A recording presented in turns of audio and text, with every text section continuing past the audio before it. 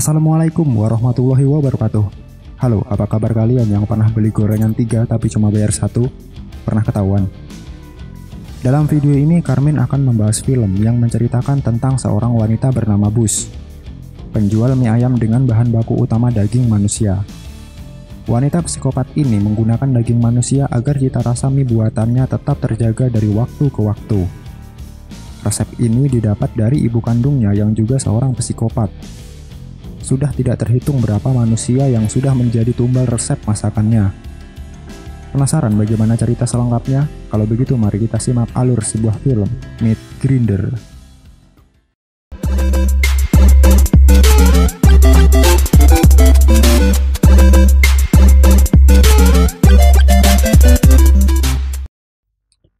Suatu malam, Bus didatangi oleh seorang pria bernama Lek yang mencari kekasihnya, Aoi.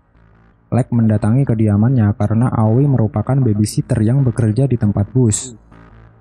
Saat menanyakan keberadaan Aoi, Bus menjawab kalau Aoi sudah kabur bersama dengan suaminya. Lek tidak percaya begitu saja, lalu ia mencarinya ke dalam rumah Bus. Ia terus mencari ke tiap sudut ruangan, hingga akhirnya dia terjatuh karena kaki kirinya ditebas hingga putus oleh Bus. Setelah itu, ia ditimpuk dengan potongan kakinya sendiri hingga membuatnya tak sadarkan diri. Tak cukup dengan hal itu, Bus kemudian memaku jari jemari Lek ke lantai agar ia tidak bisa kabur, dan juga membungkam mulutnya agar tidak dapat berteriak. Esok harinya, Bus didatangi oleh rentenir yang menagih hutang suaminya atau rumah miliknya akan disita. Bus awalnya menolak untuk membayar hutang suaminya. Namun setelah rentenir itu menunjukkan surat perjanjian mereka, Bus akhirnya meminta waktu untuk melunasinya. Kemudian scene berpindah ke ruang makan di mana Bus yang selalu memberi makan anaknya dengan sayuran, dan anaknya pun mengeluh akan hal itu. Ya iyalah ngeluh, daging yang ada cuma daging manusia. Kalau mau daging kurban di sana nggak ada. Setelah itu, Bus pergi mendorong gerobaknya menuju ke tempat yang biasa untuk berjualan. Sesampainya di sana, malah terjadi kerusuhan antara aparat dengan pengunjuk rasa yang menginginkan 10 juta lapangan kerja. Namun di tengah kerusuhan yang semakin memburuk itu, ia diselamatkan oleh seorang pria bernama Attapon dan membawanya menjauh dari sana. Setelah kerusuhan mereda, ia kembali ke gerobaknya dan pulang untuk menemui bahan masakannya, Lek. Dan benar saja, ketika ia sampai di sana, Lek sedang berusaha melepas jari-jarinya yang terpaku. Dengan segera, Bus memaku kembali jari jemari Lek agar lebih kuat.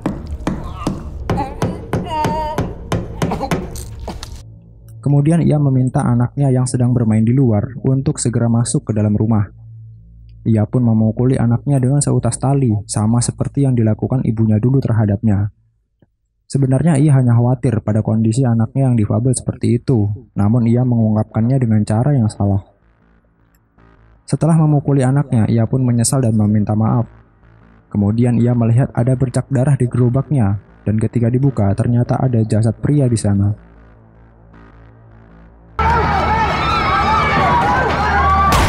Tanpa pikir panjang, ia langsung mengeksekusi pria itu menjadi bahan utama untuk mie buatannya. Di sisi lain, Attapon sedang mencari sahabatnya Chart yang hilang ketika kerusuhan terjadi.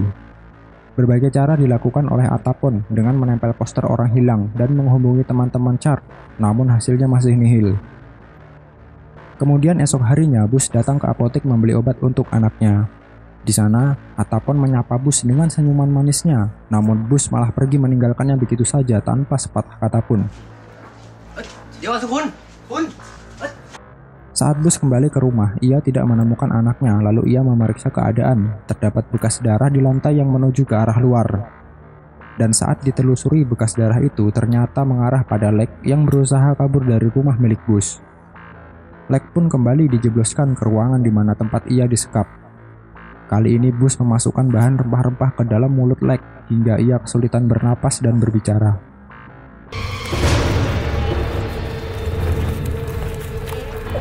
Tak cukup dengan hal itu, ia juga menusuk punggung Lek dengan pengait gantungan daging untuk menggantung tubuhnya. Lalu ia menyiapkan stok daging manusianya yang lain untuk bahan jualannya esok hari. Seperti biasa, gerobak jualannya ramai pelanggan. Dan hari itu juga Atapon untuk pertama kalinya datang untuk memesan semangkok mie.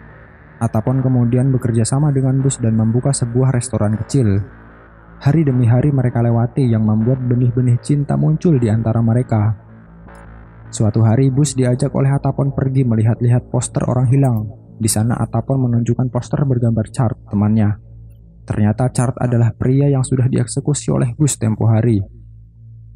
Sepulang dari sana, Bus kembali didatangi oleh rentenir bersama dengan 2 orang rekannya untuk menagih hutang suaminya. Mereka pun disuguhi mie buatan Bus secara cuma-cuma.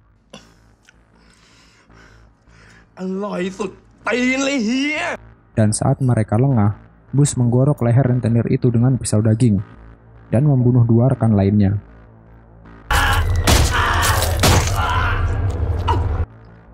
Di tempat lain, Atapon masih berusaha mencari keberadaan sahabatnya Chart, yang tanpa ia ketahui bahwa Chart adalah korban saat kerusuhan itu terjadi, dan jasadnya dimasukkan ke dalam gerobak milik Bus oleh seseorang. Kemudian Bus mengolah jasad itu untuk bahan utama mie buatannya. Esok harinya, Atapon pergi ke resto milik Bus, dan lagi-lagi tanpa ia ketahui bahwa Bus telah membantai 3 orang pria sekaligus. Solo squad nih bos, senggol dong. Dengan dalih menenangkan hati Bus, Atapon kemudian memandikan tubuh Bus, lalu melanjutkannya ke adegan yang sudah ditunggu-tunggu yang merupakan adegan inti dari film ini, yaitu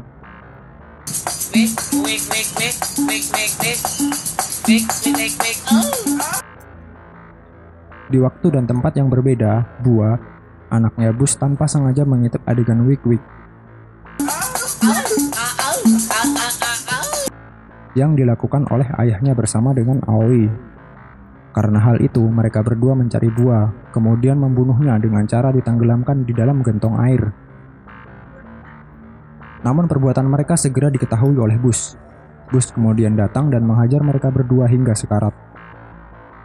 Tapi sayang, saat Bus datang, nyawa Bua sudah tidak terselamatkan. Hal itu pula yang membuatnya depresi, sehingga memukuli dirinya sendiri karena telah lalai. Kembali ke Atapon yang baru saja selesai menanam benih. Dia melihat bungkus obat yang biasa diminum oleh Bua masih cukup banyak dan terlihat tidak berkurang. Dia merasa ada yang aneh, lalu dia mencoba untuk mencari keberadaan Bua, hingga sampailah ia di depan sebuah gentong air. Dan saat tutup dari gentong air tersebut dibuka, betapa terkejutnya ia melihat sesosok mayat anak wanita yang tidak lain itu adalah Bua. Kemudian Bus datang, dan meski tahu itu adalah anaknya, ia tidak melakukan apapun terhadap mayat anaknya tersebut. Rupanya ia masih tidak bisa menerima kenyataan bahwa anaknya itu sudah tiada. Atas penemuan mayat itu pun, mereka berdua pergi ke kantor polisi untuk dimintai keterangan. Saat ditanya keberadaan suaminya dan Aoi oleh polisi, Bus hanya diam, tidak bisa mengatakan sepatah kata pun. Di samping itu, ternyata suaminya dan Aoi yang sudah sekarat telah disekap olehnya di sebuah ruangan. Di ruangan lain, Lek terjatuh karena pengait itu sudah tidak mampu menahan beban tubuhnya. Ia pun merangkak untuk kembali mencoba kabur dari sana. Tetapi ia sangat terkejut saat melihat ada seorang pria sedang memakan bagian tubuh seorang wanita yang sudah mati. Rupanya Aoi menggunakan pelet untuk merebut hati suami Bus. Pelakor nih bos, mati sadis dong. Di hari berikutnya, Bus mencoba menguntit kemana Atapon akan pergi. Rupanya Atapon pergi bersama wanita cantik yang usianya lebih muda darinya. Karena hal itu pula mengingatkan ia pada kenangan pahit saat ia diperkaos oleh saudara dan ayah tirinya. Akibat perbuatan ayahnya itu, Bus pun mengandung anaknya, Bua. Lalu ibunya segera mencarikan Bus suami untuk menutup aib keluarga mereka.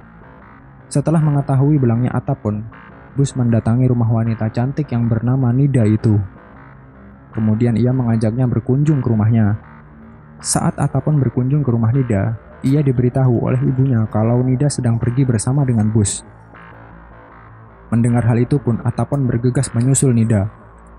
Setelah Nida meminum minuman yang disuguhi oleh Bus, ia tak sadarkan diri, dan ketika ia terbangun, sudah ada di dalam sebuah lemari penyimpanan daging manusia.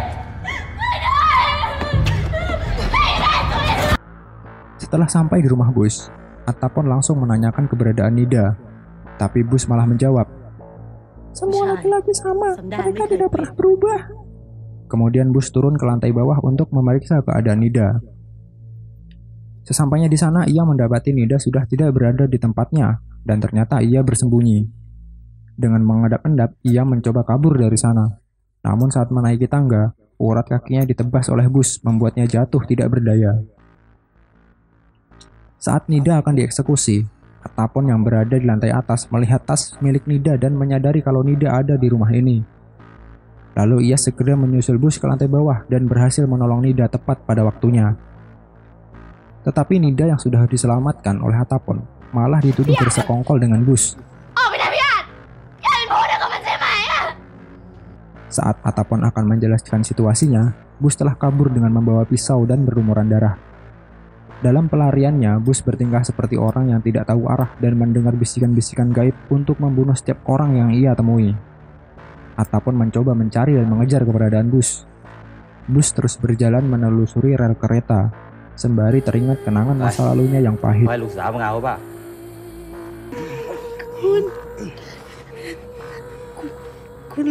Untuk saudara dan ayah tirinya, mereka berdua diracun dan dibunuh oleh ibunya Bus atas perbuatan yang mereka lakukan kepada putrinya. Ya, disinilah awal mula Ming dengan resep daging manusia. Kemudian sampailah Bus di sebuah jembatan dan hanya duduk termenung sembari menatap tenangnya air sungai. Dalam lamunan, ia teringat oleh putrinya Bua yang telah tiada. Lalu Atapon berhasil menyusul dan meminta maaf kepadanya. Ia kembali mendengar bisikan untuk membunuh, namun ia mencoba untuk mengindahkannya karena masih memiliki perasaan terhadap Atapon. Tetapi di saat yang sama, ia juga sudah tidak percaya lagi terhadapnya. Kemudian bisikan itu memintanya untuk kembali pulang. Mendengar hal itu, dirinya mulai tenang dan melepaskan pisau di genggamannya. Lalu dua orang polisi yang datang entah dari mana mencoba untuk menangkap Bus, tetapi Bus telah melompat ke sungai lebih dahulu. Polisi terus berupaya mencari tubuh Bus hingga larut malam, namun tidak dapat menemukannya. Salah seorang polisi yang berada di TKP meminta Atapon untuk ke kantor polisi guna dimintai keterangan. Saat diinterogasi oleh polisi, Atapon menjadi kambing hitam atas semua perbuatan yang telah dilakukan oleh Bus. Polisi menuduh Atapon sebagai tersangka atas semua korban yang ada di rumah milik Bus, berdasarkan dari barang bukti dan keterangan saksi terakhirnya, yaitu Nida, yang mengira kalau Atapon dan Bus bersekongkol. Kasihan sekali kau nak. Meski ia mengatakan kepada polisi bahwa ia adalah korban, tetapi polisi tidak mempercayainya begitu saja.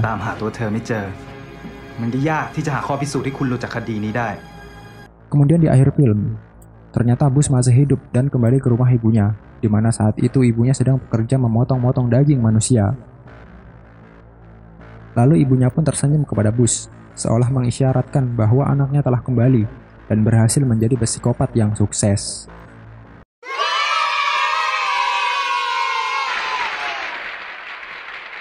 Jadi itulah dia, Bus, wanita psikopat yang mewarisi bakat itu dari ibunya, yang dengan sadis membantai suami dan anak tirinya, meski pria itu pantas untuk mendapatkannya atas perbuatannya dahulu. Buat Aoi, inilah akibatnya kalau kamu suka merebut laki orang, pakai main dukun pula. Iya, kalau suami yang direbut itu punya istri kalem dan pasrah. Kalau psikopat kayak gini, nah auto koit ente. Dan buat Atapon, apa sekali nasibmu nak? Orang gak tahu apa-apa malah dituduh bersekongkol sama psikopat. Auto penjara seumur hidup atau mungkin hukuman mati. Makanya kalau sudah dapat goyangan janda yang nikmat, gak usah lagi lirik-lirik wanita lain. Jadi sekali lagi, apa yang dilakukan oleh Bus itu semua berawal dari masa lalunya yang kelam. Mulai dari diperkaos oleh saudara dan ayah tirinya hingga hamil dan dinikahkan dengan pria yang tidak dicintainya. Semua karena kekerasan dan ketidakberdayaannya dahulu yang ia lampiaskan kepada setiap pria yang ia anggap jahat dan pantas untuk mendapatkannya. Dan buat kalian yang tidak bisa melihat adegan sadis yang penuh dengan darah, Carmen saranin jangan nonton film ini karena bisa membuat perut kalian mual. Cukup sekian video kali ini. Tekan tombol like jika kalian suka, dan jika tidak suka, tetap tekan tombol like-nya. Kita ketemu lagi di video selanjutnya.